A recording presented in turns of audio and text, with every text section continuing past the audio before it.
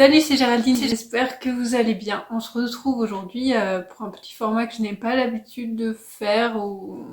C'est un vlog d'atelier en quelque sorte, même si actuellement on est dans mon salon. J'avais envie de faire ce petit vlog, donc c'est avec mon téléphone, donc d'où la qualité de l'image un petit peu moins jolie, mais ça va être plus pratique pour faire un vlog en fait. Aujourd'hui, j'avais envie de faire un vlog parce que je vais tester un nouveau loisir créatif à base de fils et d'aiguilles et c'est le punch needle. Si vous, je sais pas si vous connaissez, donc c'est un genre de broderie. Enfin, c'est de la broderie mais en plus simple. Et on peut faire ce genre de choses. Enfin, bon, là c'est un papier, mais c'est le modèle que je vais faire en fait. Et donc j'ai reçu un kit. Enfin, j'ai acheté un kit. Avec tout ce qu'il faut pour démarrer. Je l'ai pris chez C'est Reparti. J'en ai parlé sur Instagram et je l'ai pris là-bas parce que c'est vraiment, tout est fait de façon éthique. Donc ça c'est mon modèle, mon patron.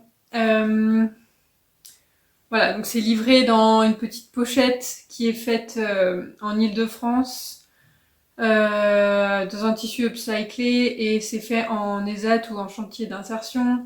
Enfin, tout est le tambour en bois, il est fabriqué en Angleterre, l'aiguille elle est fabriquée, enfin le manche est fabriqué en France et l'aiguille au Portugal. Enfin, la laine est recyclée. Enfin, c'est vraiment tout est voilà au max éthique et écologique et voilà. C'est pour ça que j'ai pris mon kit là-bas.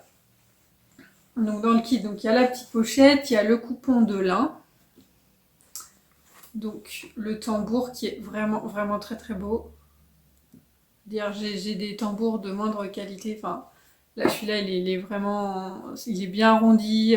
C'est vraiment de la bonne cam. Ma petite laine recyclée. Mon truc là pour insérer la laine dans l'aiguille. Et enfin l'aiguille. Voilà. Donc c'est une aiguille en bois. Donc j'avais pas envie d'une aiguille en plastique. Ça fait un moment que je voulais mettre au punch needle et c'est en voyant pendant le confinement le live sur Instagram de Mima Punch, je vous mets les liens en dessous comme d'habitude, que j'ai décidé de m'y mettre. Alors j'ai pris une aiguille fixe, donc elle est pas réglable, mais en fait les aiguilles réglables sont en plastique et je ne voulais pas de plastique. Donc je me suis dit que pour commencer, ça c'était très bien et on verrait par la suite si j'avais vraiment besoin d'une aiguille réglable ou pas en fait. Voilà, donc bah écoutez, je vais commencer puis on va partager cette aventure ensemble. Il y a un petit guide, donc ça c'est cool et donc bah, forcément d'abord il faut que je décalque le motif. Donc j'ai à peu près centré mon motif, j'ai posé ça pour que ça fasse un peu de poids, voilà. Et je vais prendre un crayon à papier. Je vais remonter un peu.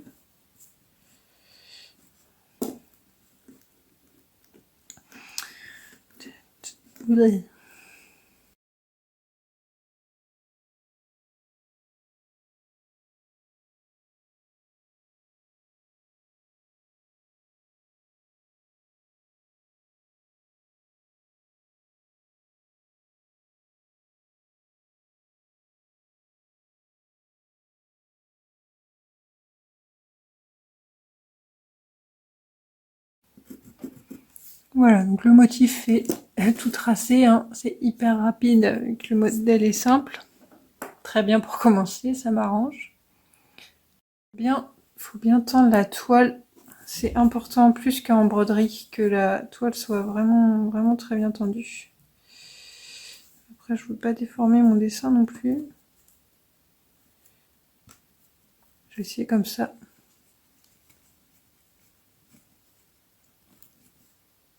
L'aiguille est enfin enfilée. Ça n'a pas été une mince affaire. Je sais qu'il faut que le fil soit très lâche, donc il faut bien desserrer tout, sinon ça tire. Bon, c'est parti. J'ai peur. putain. Bon, faut que je récupère le fil de l'autre côté, je crois.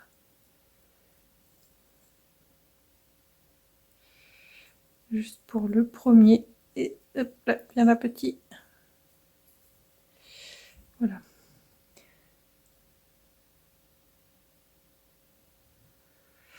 Putain, ça m'a l'air d'être bien chaud quand même. Ça paraît simple au début et puis en fait...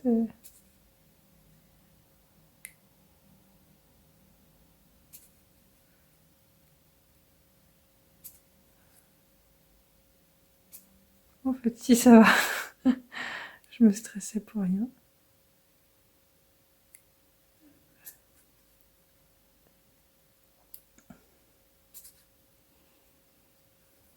Je vais faire tout le tour. Comme sur le...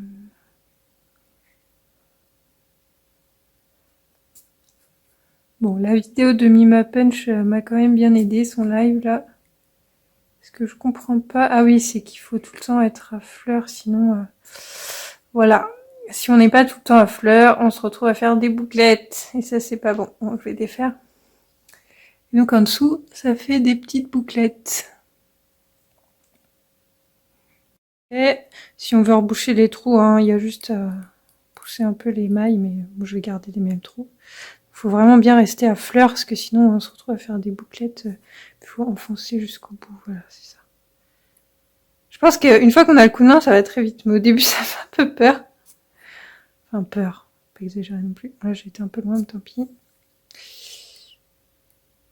J'aurais peut-être dû faire le tour qu'à la fin en fait, je suis en train de me dire. Je sais pas... Je suis trop au bord. Ouh.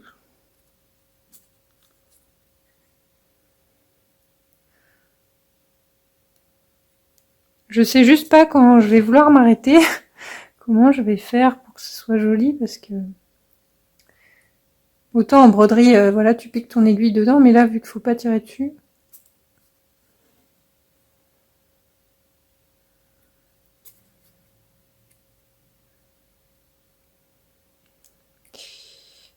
Bon, je vais arrêter de filmer là, parce que je suis pas dans une bonne position. Je commence un petit peu à avancer, ça commence à être un petit peu plus régulier. Au début, c'était pas terrible, mais je vais vous montrer comment je tourne. En fait, mon aiguille, je la laisse tout le temps dans le même sens. Et en fait, c'est mon tambour que je tourne.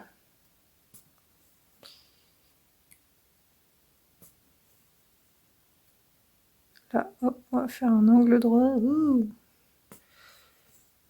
Aïe. J'ai un peu des coups.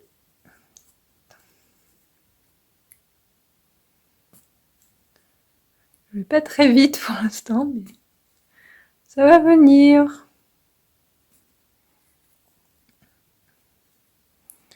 Et en fait, quand je veux m'arrêter à un moment pour faire quelque chose, je laisse mon aiguille plantée. Ça a l'air de bien marcher. Ça commence à être un peu pas trop tendu, donc ça commence à être un petit peu dur à enfoncer. Donc, pas hésiter à resserrer la toile en desserrant ça. C'est comme pour la broderie de Lunéville et tout. Faut resserrer régulièrement, surtout avec les tambours ronds. Oula, c'est pas facile. Avec les tambours ronds, faut toujours... Bah, ça tient moins bien que les tambours carrés, quoi. Mais... Ah putain.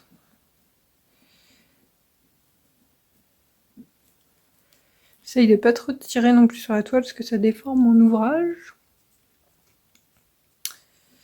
Voilà, ça va être un peu plus tendu là. Ni le beige.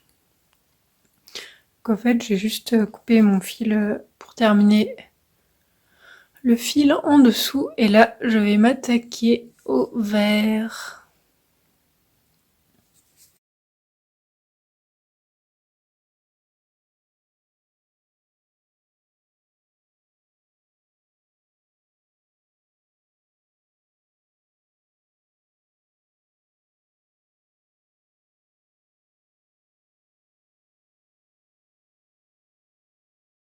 Voilà, j'ai fini le verre.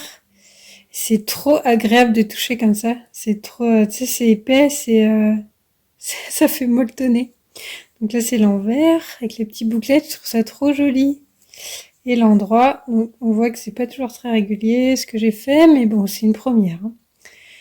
Donc là, je vais faire la fleur du cactus et comme je veux que ce soit fait en petites bouclettes, je vais le faire sur l'envers là. Donc je vais essayer de bien piquer. Ça va pas être évident, je pense, de piquer au bord là sans attraper les bouclettes, mais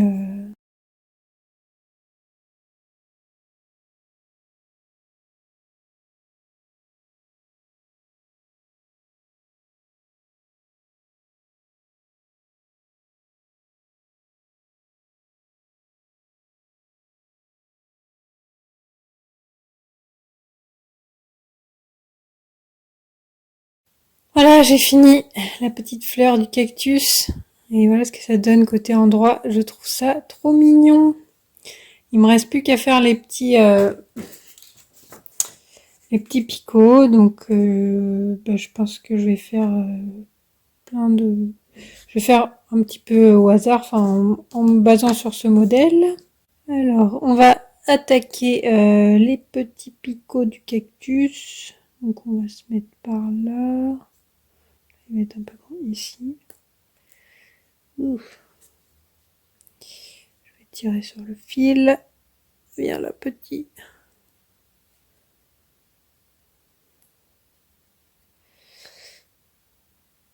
C'est l'autre bout que je veux. Ah.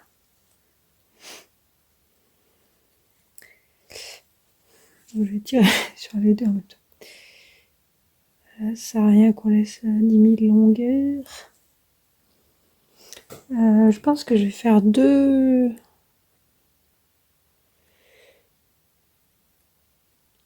petits comme ça. Voilà. Et après, pas le choix que de couper en dessous. Hein. Je sais pas ce que j'ai fait ici. Hop.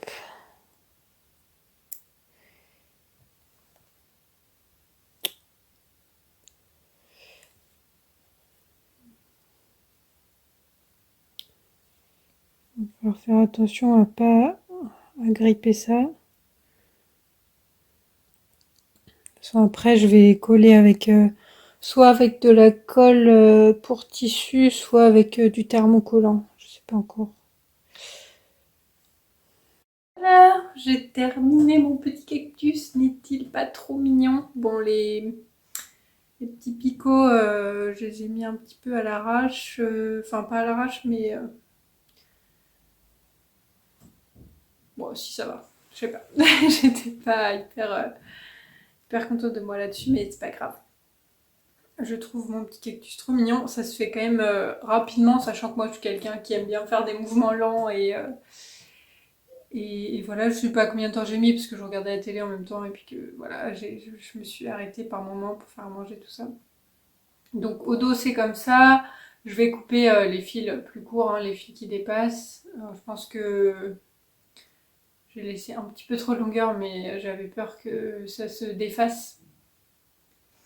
Et puis après, je pense que je vais thermocoller parce que j'ai pas beaucoup de colle à tissu. Euh, donc je suis bien contente de ce petit projet et j'avais acheté, en même temps que j'ai acheté ce kit, j'ai acheté d'autres coupons sans rien de lin. Et j'ai pas mal de laine qui traîne chez moi, donc voilà, je pense que j'ai de quoi faire d'autres expérimentations. Donc là c'est le lendemain, j'ai coupé, j'ai pas voulu faire ça hier soir, j'ai coupé donc mes fils, j'ai laissé un peu de longueur quand même pour pas tout défaire, et j'ai coupé un petit morceau de thermocollant que je vais venir mettre là en espérant ne pas tout, tout cramer, mais normalement on peut faire ça, donc voilà. De faire le passage de l'autre. J'ai coupé un peu juste mon rond, j'ai l'impression.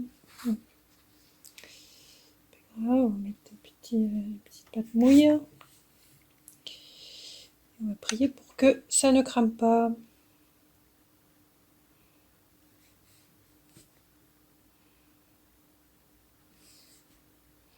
Je veux pas trop appuyer pour pas déformer non plus, pas rendre les boucles tout aplaties quoi. Oh merde, fail. Voilà ce qui arrive quand on regarde pas ce qu'on fait. Bon, après je pense pas que ce soit très grave. Si ça tient là, à mon avis c'est pas grave que ça tienne pas ici. Tant que le fil là est fixé, c'est bon. Je pense pas que ça va se défaire, puis c'est pas un sac ou quoi, c'est un truc qui va être au mur, donc ça va pas être trop touché, je pense pas que ce soit gênant. Bon, j'ai pas trop écrasé, donc c'est cool. Cool, je suis contente. Bon, la prochaine fois, je couperai un plus grand cercle, quitte à le recouper après, parce que là, je vais couper ce qui dépasse. Et voilà, le travail, c'est terminé. Bon, il va pas rester là, hein, c'est juste pour vous le montrer. Voilà. Je trouve ça plutôt très mignon, et voilà, j'ai hâte d'en refaire d'autres.